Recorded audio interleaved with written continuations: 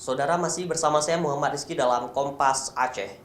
Selama pandemi COVID-19, hampir sejumlah tempat wisata di Aceh ditutup sementara untuk memutus mata rantai penyebaran COVID-19.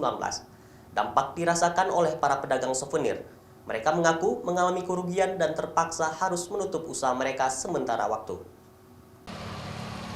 Sejumlah lokasi wisata ditutup, dampaknya dirasakan oleh para pedagang souvenir, mereka merugi, bahkan sebagian terpaksa gulung tikar. Seperti pedagang di areal objek wisata PLTD Kapal Apung di Gampung Punge Blangcut, Banda Aceh. Sejak resmi ditutup pada 16 Maret lalu, sejumlah pedagang souvenir terpaksa menutup usaha mereka karena tidak ada pembeli. Hanya sebagian kecil pedagang yang tetap buka dengan harapan ada warga atau pengunjung yang datang khusus untuk membeli souvenir mereka. Salah seorang pedagang, Bustamam, terpaksa merugi lantaran tak ada lagi pembeli. Penjualan souvenir di kios miliknya menurun drastis karena tidak ada pengunjung yang datang ke lokasi ini.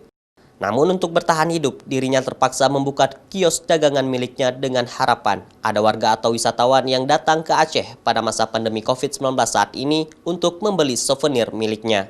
Tutup, kami tidak ada penghasilan, Pak. Sedikit pun tidak ada. Mati total ekonomi kami. Ini tidak ada. Kalau ada orang berhenti, orang tamu-tamu dari pariwisata, kalau ada berhenti berbelanja. Kalau tidak kan putar mobil aja. Kami tetap jualan ini. Cuman pembelian tidak ada. Tidak kita jualan, tidak ada apa makan. Seperti diketahui, pemerintah Aceh serta pemerintah Kota Banda Aceh menutup sejumlah objek wisata indoor karena meningkatnya kasus positif COVID-19 sejak pertengahan Maret lalu. Namun tidak bisa dipungkiri penutupan tempat wisata membuat pelaku UMKM khususnya pedagang souvenir rugi dan sebagian menutup usaha mereka. Mustajab, Kompas TV, Banda Aceh.